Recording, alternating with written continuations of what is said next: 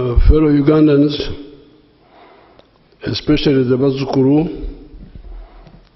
greetings. Recently, I had 2 meetings with the Interreligious Council. In those meetings, they raised a number of issues, including the following. Number 1, the issue of justice and human rights. Number 2, the trade order. Number 3, environment, especially the wetland reclamation. They of course also saluted the NRM for their achievements during the last 40 years. Regarding the issue of justice and human rights, they were concerned that the historic achievements of the NRM of bringing peace and respect for human rights that led Ugandans to universally say, Wakiri twebaka kutulo, which translates as at least we sleep peacefully after many years of fear, insecurity, and lack of peaceful sleep, that this may be in danger of being ended or eroded by what they were calling disappearances, in quotes, of people, illegal detentions, etc. Since this is a subject I know well, having spent 75 years watching events in Uganda, and 65 years of them as an active participant, I gave them the history of the NRM contribution to the Wakiri twebaka kutulo. As we were fighting, our concept of justice was mainly based on the indigenous concept of justice. The indigenous communities of this area insist on full accountability or restorative justice.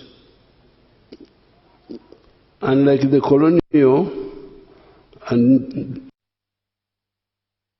neo-colonial justice of actors in wigs, sometimes trying to obscure facts, the indigenous communities insist on substantive justice. With the indigenous justice system,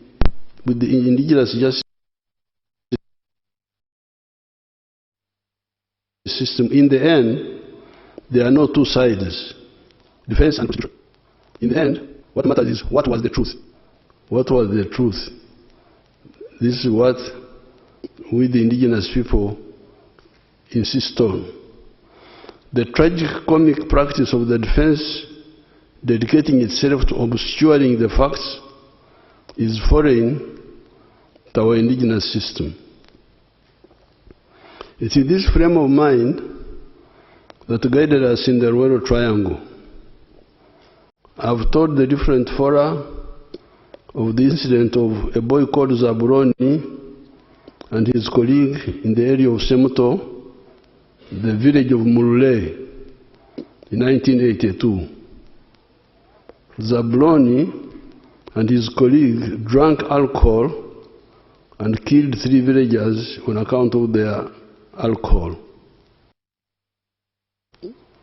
Janet Mkwaya was a government magistrate in the area when we captured the area.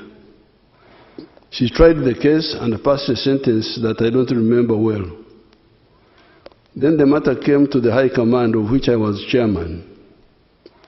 In the High Command, we had somebody that had studied as a neo-colonial lawyer at Makerere. This was Jim Mwezi, who was our secretary. He advised that, according to the colonial law, Zabuloni did not kill the 3 villagers in Mulule, that it was the beer inside Zabroni that had killed the people, and therefore Zabroni could not be guilty. The indigenous communities have 2 systems of offenses. The first category were Ebshumro. These were offenses short of murder. These included insult, okujuma, very serious. Mistreatment of spouse, such as kugunga, what they call kugunga, which means denial of sex. That's a big offense. Okwitsenjara, not feeding the partner well. Okushenda, denying shelter to somebody who had okwirirwa, caught by the night while on a journey. Kuonesa, livestock eating somebody's crops. Kuterenta wato, denying water to cattle that are not yours, etc., etc. The remedy for all these, after you have been through the court of the chief or a shazi, which is an assembly of elders sitting outside the kraal, or a tribunal, such as in the matter of Garomukazi Oyangaine, trying to bring back one's wife after she has gone back to her parents in protest against mistreatment. The answer for all this is Okonga, to pay a fine. This can be a cow, a goat, etc. The action is called Okonjesa. The other category of offense is murder, which will create enzugu, vendetta.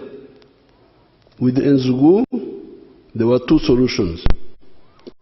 These were either to revenge or khora, hence the name Mhozi. Mhozi means an avenger. Or kukaraba, blood settlement.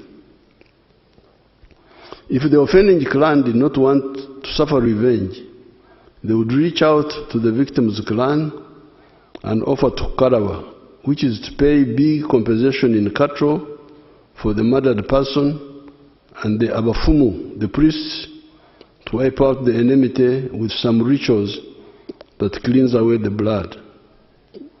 Therefore, the colonial concept that somebody can commit an offense and then deny it is very provocative to we, the indigenous people. It represents impunity. Aware of this orientation of our people, we could not bear listening to the line of people like Muhwezi. In the case of the Semto murders, where it was the beer inside Zabroni that was guilty, but not Zabroni. Since Zabroni had made himself a jerrycan of alcohol, and that jerrycan had killed 3 Ugandans, Zabroni and his colleague had to be shot in public and at a point where they had killed people. It is that initial act of balanced justice that catapulted the prestige of the NRM in Buganda and Uganda. The Baganda said, Bano Balina Mazima. These are people of truth and justice. Hence, the work in Kakuturo you are talking about now. The work in Kakuturo came because of strict accountability, which we had started when we were in the bush. Even when we came into government, the same was maintained. Indeed, some soldiers have been executed in public for killing people. Examples are Sergeant Kibonge, Sergeant Omona, Private Cadet, etc., etc. If Uganda had been peaceful in 1982, in the case of Zabron and group, we could have explored the option of Ukaraba. That was the only way we could save Zabroni, to have blood settlement. To have blood settlement. But we didn't have that opportunity. Therefore, on the side of the NRA, we came with the spirit of the indigenous justice. However, in the wider system, the legal practitioners and some of the elite adhered to the colonial system that is quite ridiculous in some cases. Take the example that sometimes the accused can refuse to answer. In the tribe, you say, I don't want to answer, you are guilty.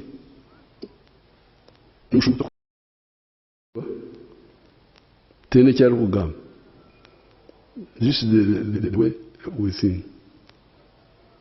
Then there is the issue of granting bail, even when the accused can interfere with the case.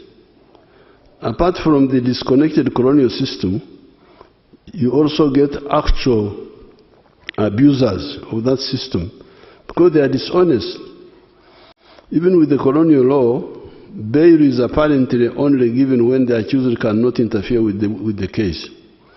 However, you have seen rampant cases of policemen giving bonds or magistrates giving bail to village thieves that are threatening rural agriculture.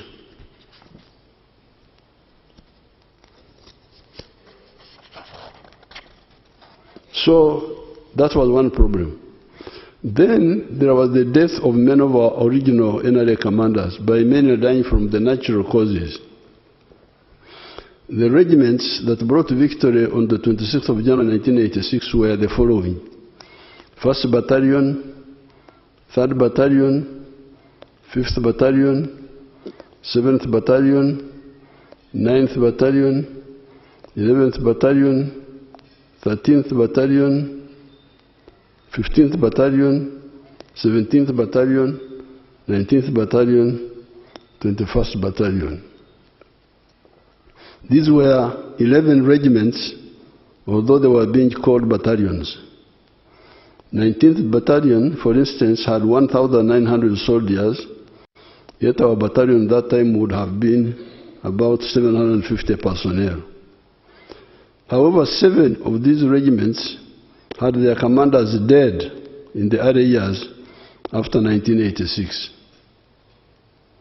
Instead of having the original NRA Basosodoti commanders, because the commanders of the NRA were Basosodoti of the movement, believe in the ideology of the NRM. Instead of having the original Basosodoti commanders, we started having either careerist commanders, Nkola Mulimu,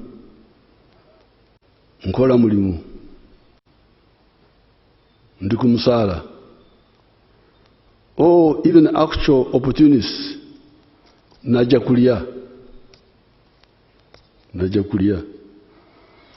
This is how you started having corruption in the army, stealing army ration, stealing army fuel, stealing army funds.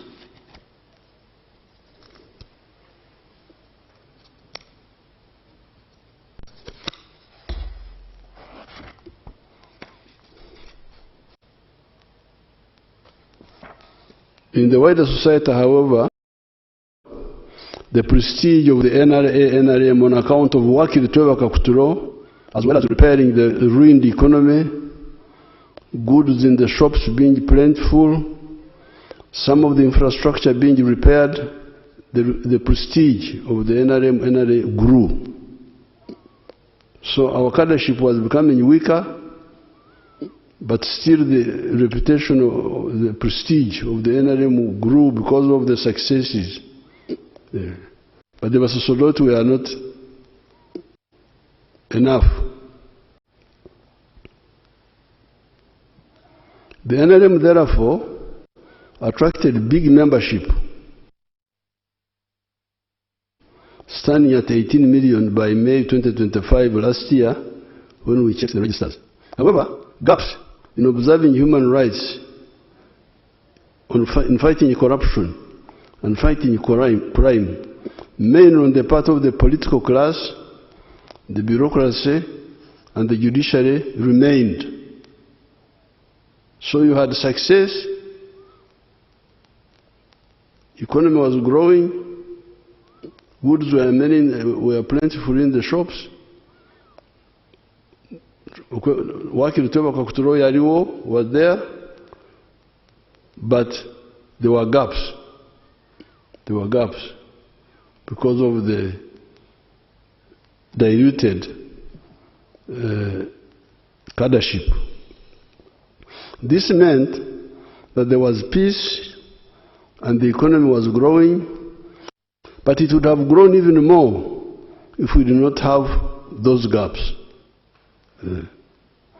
I noticed that danger, and for the NRA UPDF, I encouraged young Muhozi, after he had finished S6, to mobilize some of his colleagues and come to Kasenyi training wing for ideological and military training. You remember the story that time by the negative forces that I was recruiting an illegal army. You must have, if you check the news, you will see those stories. Those cadres, however, unlike their Bush predecessors, had more time and opportunity for professional development by attending all military and ideological courses systematically, level by level. The recent limited actions by security forces against some individuals and institutions are really long overdue actions to fill those gaps. Those gaps.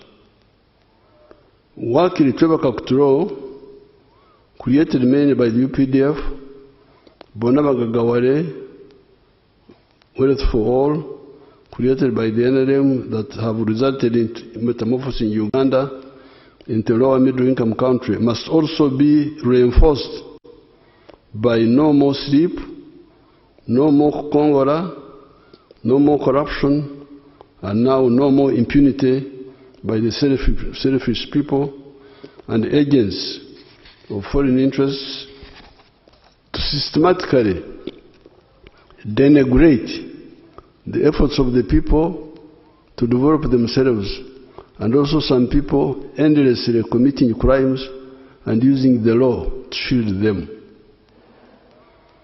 There was a weakness on the part of the political, administrative, and legal cadres of the government in allowing this impunity to continue for so long. Some people say people have been abusing Museveni, but Museveni has been ignoring them. That is true. But those malignments were slowing down our growth. Some investors and tourists are scared away from coming to Uganda on account of those false stories. I have got many examples. When people come here, they get amazed about the progress, seeing what's on the ground compared to the stories they have been hearing. It is therefore good that security forces have come in to fill the gap. In the past, I did not have enough cadres to fill this gap. It is not only the security forces that are filling this gap. A year or two back, Honorable Fred Byamukama helped Uganda to expose the criminals that had turned State House into a mafia center. State House here had become a mafia center. State House had become a mafia center. Yeah. In order to have your document brought to the president, you can imagine, in order to have your document brought to the president, you had to pay a bribe of 30 million shillings. Byamukama reported the matter to me. We arrested the gangs. There is therefore a counter-offensive against corruption, crime, and impunity. To show the impunity Take the case of Besigye, Dr. Besigye. He was arrested on the 17th of November 2024. It is now almost 2 years. All this time, however, he has been refusing trial, misusing the legal system. Why would this great Democrat and human rights fighter spend so many calories on refusing to come to trial, where he has got opportunity to prove his innocence and expose the undemocratic behavior of the dictatorship of Museveni and his family? What is the problem? Because the dictatorship of Museveni and his family is imprisoning Besigye wrongly. Come to the court and expose it. Why do you spend so much time avoiding court?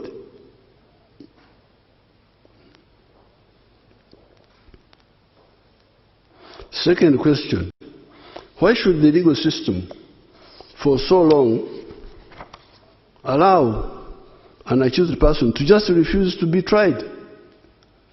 Somebody who's accused says, I don't want to be tried, and he's not tried. Is that a good system or what? How can somebody who's accused say, I don't want to be tried, and 2 years is not tried? This allowing of impunity to continue for so long is responsible for the culture of mob justice. Before you talk about the security forces, talk about the population. Why do the population take the law in their own hands? Why? Why do the population take the law in their own hands? The population suspects that the police and the judiciary may not hold the criminal accountable, hence the mob justice, which is unfortunate. The fascist tendencies among some of the elements of the opposition have for a long period provoked the patriots. See again, when in 2020 the rioters were undressing women because they were dressed in NRM colors. Let's see whether these people have the video.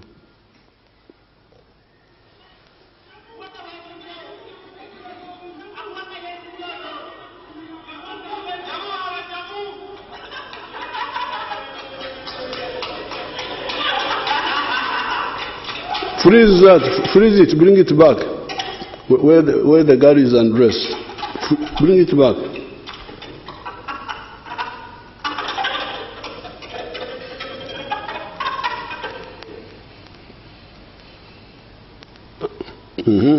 When she's actually undressed, a bit forward, you idiot.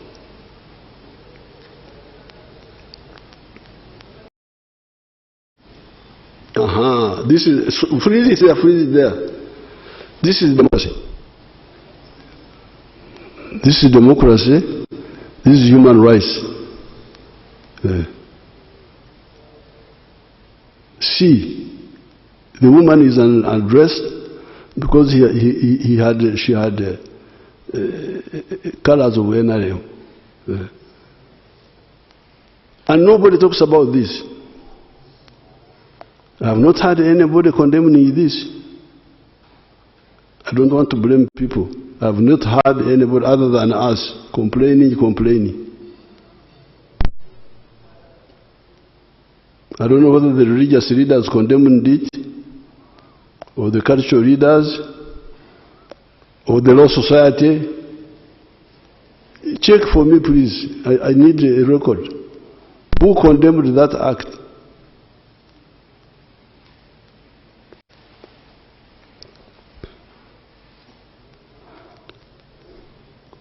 See the picture when an armed policewoman was attacked by the hooligans. Let's see another picture.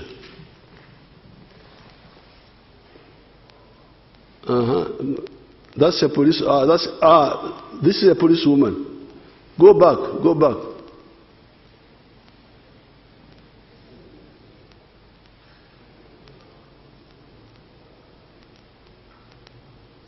A policewoman was trying to remove the thing which they had put on the road, see the person, and she was not armed. See, you show, go back and start.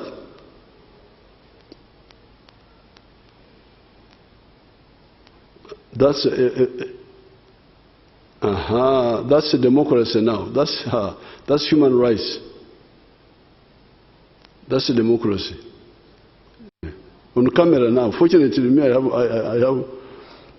I show film. I'm a film shower. I've got my small and TV wood. That is democracy. That's real democracy.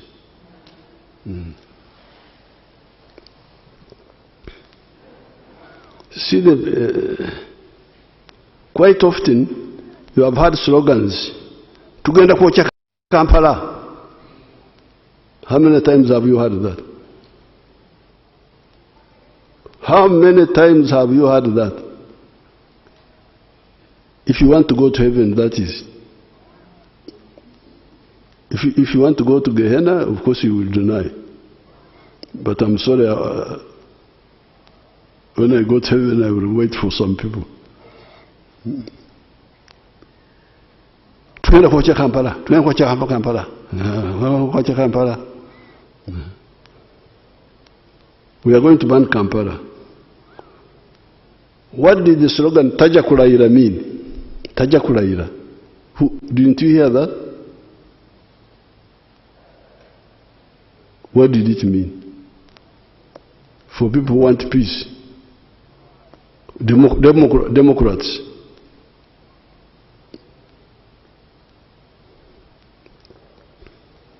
The translation is the elected president of Uganda will not be allowed to swear in. How will you stop the swearing in except by violence if you are not using the courts? If you are not using the courts, how will you stop the swearing in? By violence. That's what they were planning, which they tried to do, but we defeated it. All these schemes, we defeat them. Kwenda kuocha Kampala, they can't ban it. Tajja kulayira, omusajja alayira. But who are these who plan? We know them, of course. And the commentators, the ones who are talking about him, why don't you, especially maybe the foreigners don't know, who don't know our language. But our people here know. Why do they allow the people to talk like this and they don't caution them? I've not heard anybody cautioning these authors of this. I've not heard it. Yeah. But now I'm telling you, because of course we have been following everything. Yeah.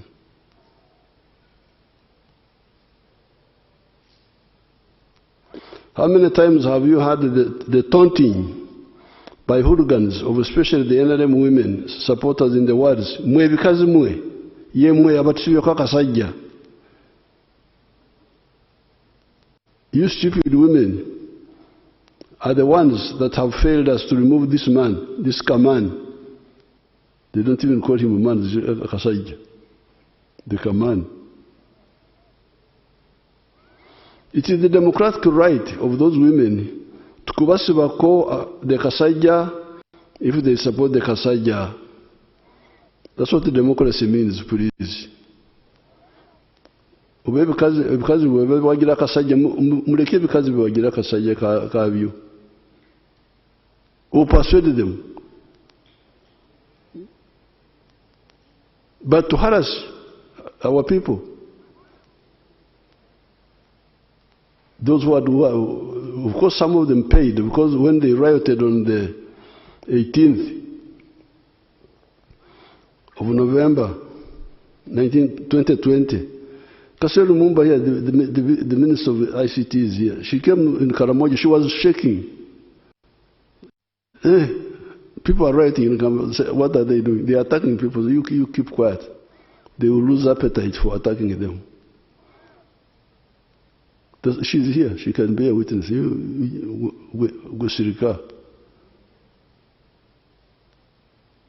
They they will stop. But the arrested opposition lawbreakers may not get bail because they threaten the security of the witnesses. Because some people have been saying, you give these people bail, give them bail. Yes, but because they are not Democrats, when we release them, they attack the witnesses. You cannot have democracy without people with the spirit of democracy, with fascists.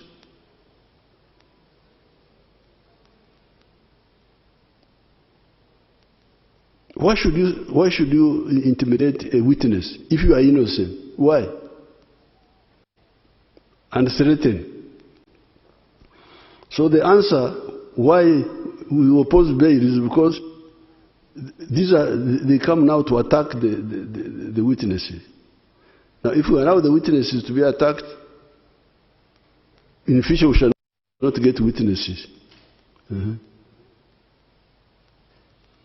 what will happen? The security forces can even start doing other bad things, like if they are blocked, the legal way is blocked, they can start extrajudicial executions, shoot somebody, say, oh, he was running away, he was escaping, we shot him. You should be happy that the security forces are not doing mob justice, because the civilians gave up. That's why they do mob justice. Gave up on the legal system. But the security people are still bringing these people to court.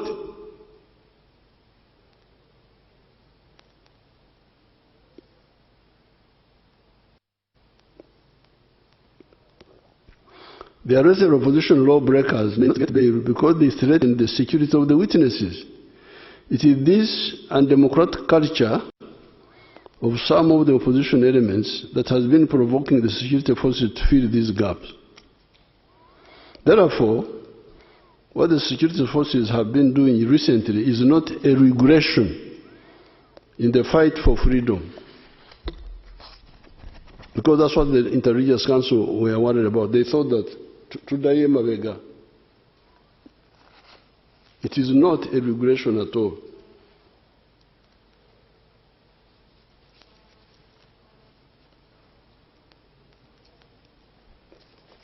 It is not a regression, but a consolidation of our long fight for the principles of patriotism, Moyo gwa Uganda, Pan-Africanism, Moyo gwa Africa, socio-economic transformation and democracy.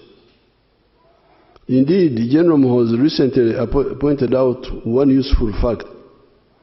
He said many of these people, Ugandans, including those who criticize the NRM, go to Dubai, UAE, where the press is disciplined and they appreciate. You cannot find in Dubai the press doing what the press does here.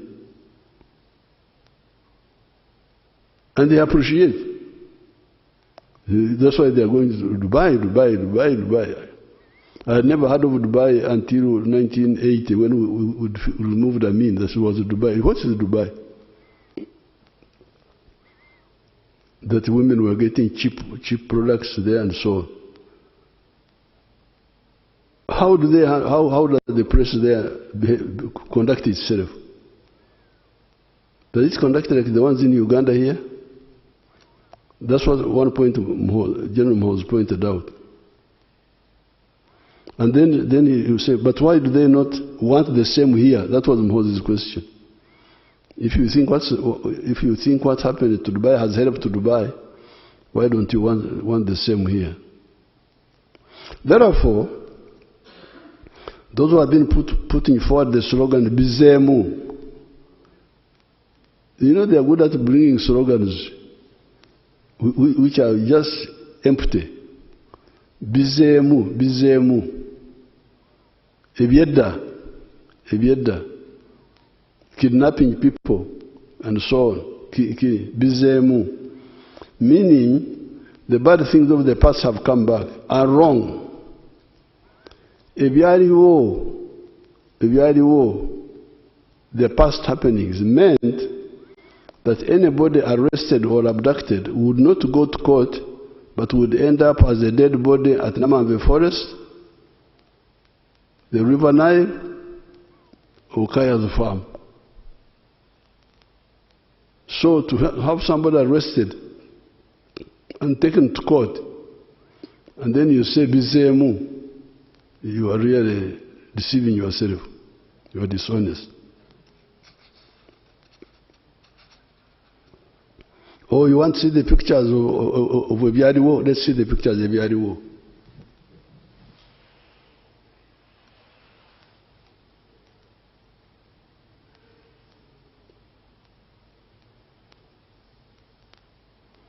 Bring the bones properly. Bring the the skulls. Bring them in the center of the picture. Freeze there, freeze there. Go back a bit. Go back a bit.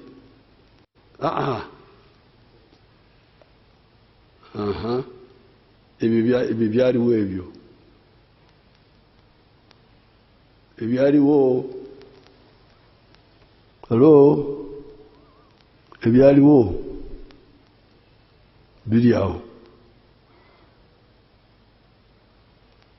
So when somebody is brought to court and you say Bizemu, what is Bizemu now? Brought to court.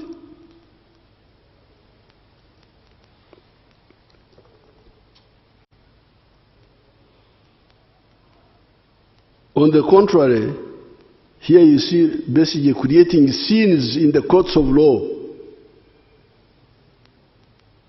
You see basically creating scenes. It's like a theater.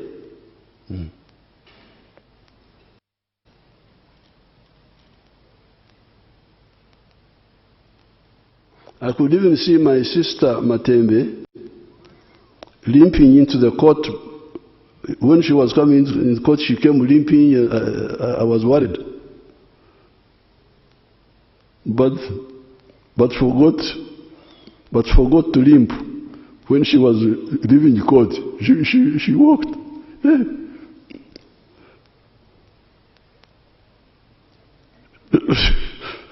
She had forgotten to repeat the scene. I saw the video. Therefore, those who want to know the truth, wait for the trials of the accused people. That's what you should do. You should all be demanding abantu mbalete mu kooti tuwulire amazima. Omulimba ali ludda wa? That should be the demand. Naye nantagambwako tembakwatako. Prison, I was in prison 8 times in Tanzania. There is no prison in Tanzania which I don't know. 8 times. Bukoba, 3 times, Mwanza, Tabora, Central Police. I was in those prisons for nothing. Because there are people who are against us. Although Marimu was supporting us, there were people who are against us. If you arrest me for nothing, I will prove my case.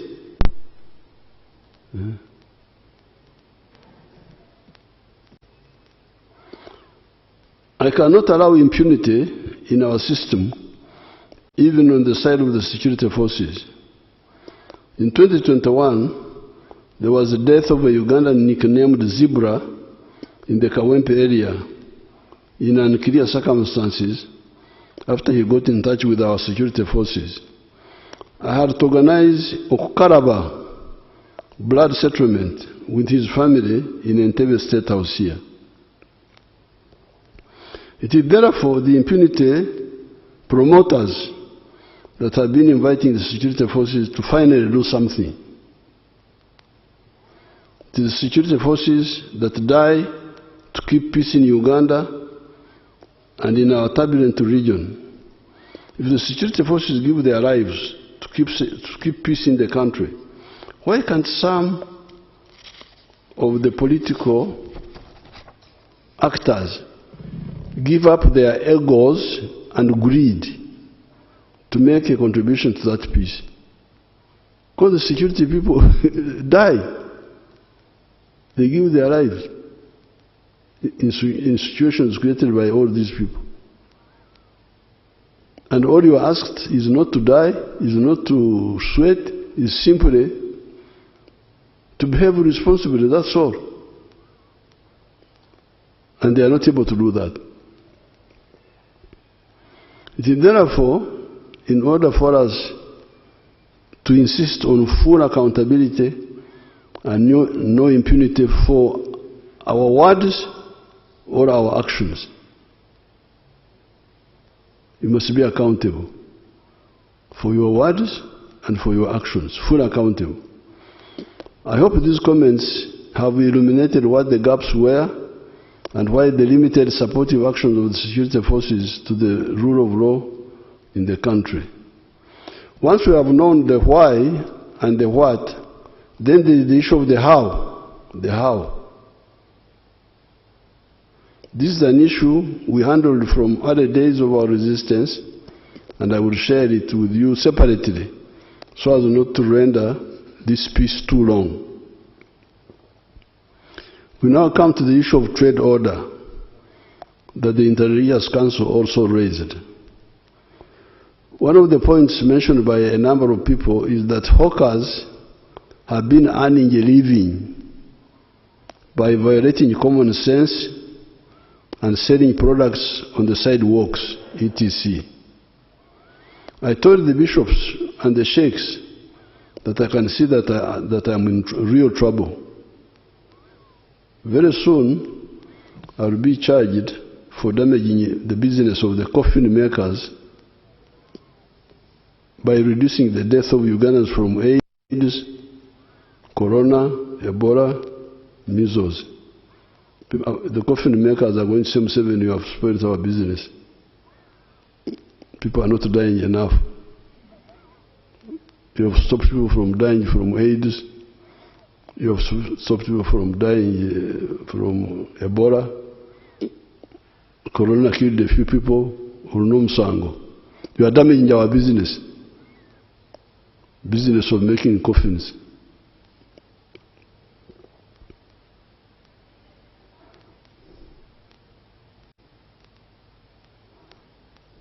Yes, the coffin makers will lose business because it was a bad business that was at the expense of society. Instead, they should make chairs and beds for Ugandans that did not die. Hawking is an economy and health killer. Obutembe yobo buta ebyenfuna ne buta bono ne byobulamu. This hawking is a killer of economy, a killer of health.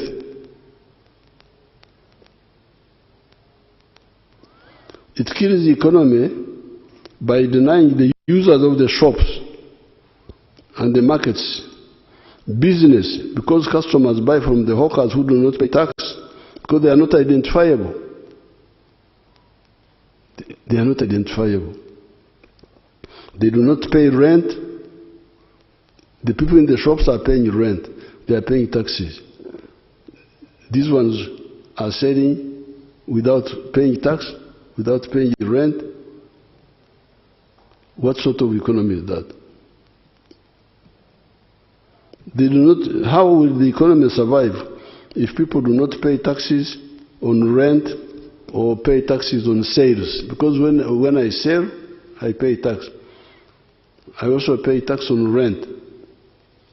Now, if those are not there, how will the economy survive?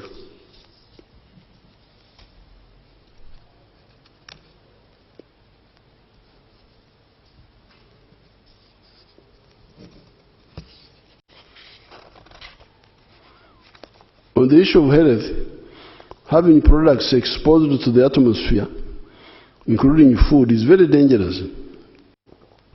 Yet the one who sells a dangerous product is not identifiable. Then there's the issue of blocking pedestrians from using the sidewalks and forcing them to compete with the cars and the bodabodas on the narrow roads. This means accidents, road jams, etc. Selling must be in shops, markets, or supermarkets.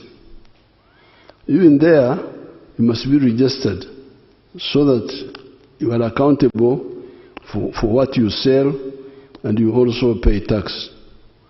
The local governments should look into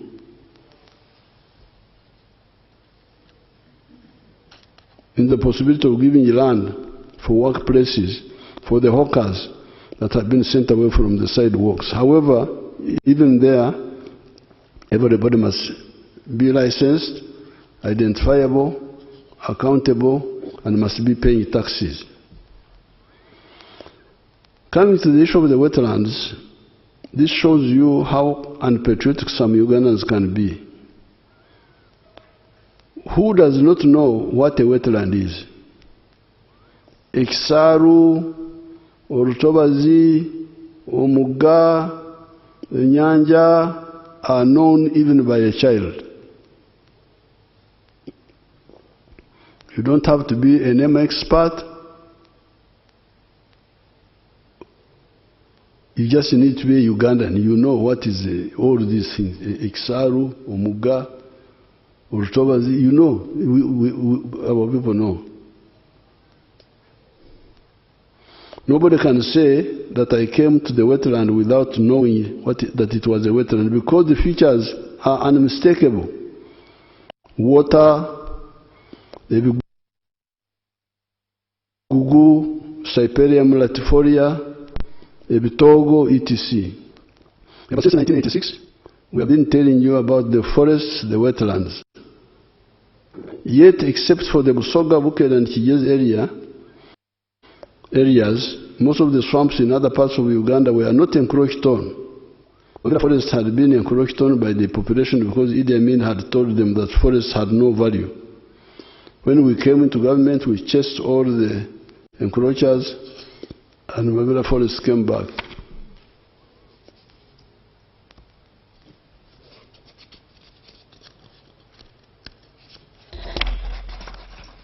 However, these days when I fly over Mabera forest, I see some smoke in the forest here and there. Does it mean that some people are making charcoal in the forest? Where is the National Forest Authority? Where are the chiefs of the surrounding administrative units? They will have to answer.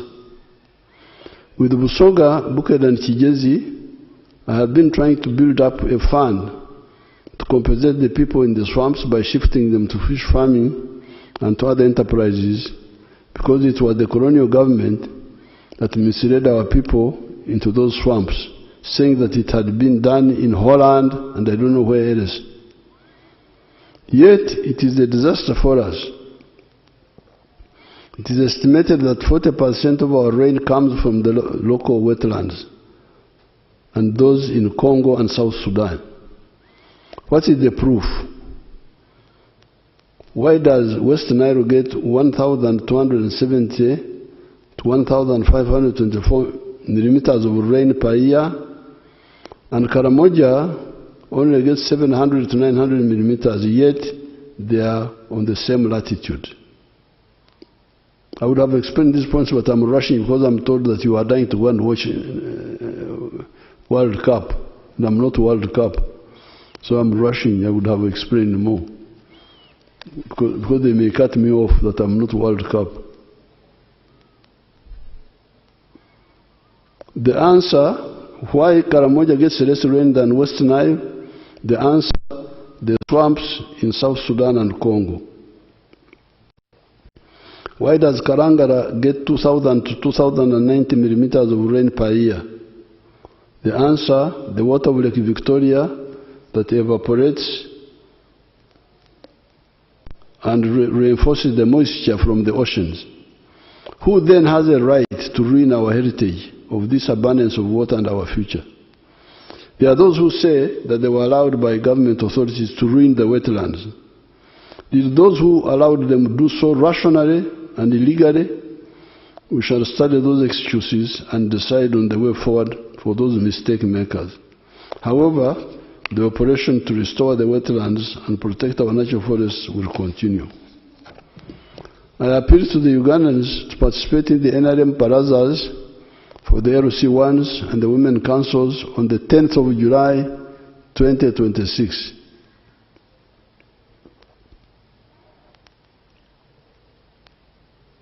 The LC1 elections on the 28th of July 2026 and the Women Council elections on the 23rd of July 2026. The NM Secretary should repeat these dates so that people know them and participate. Ugandans, I'm hearing of the corruption in the health centers, in the PDM etc. The medicines for those problems are two. One, report the corruption to a government official or a religious leader or anybody who you think will bring it up, take up the matter. Action will be taken. Secondly, use the LC1's elections and the Women Council elections to elect leaders that will fight corruption. Corrupt people are easy to defeat. Just report them. May God bless Uganda and Africa. Go for the World Cup. Thank you very much. I am on time.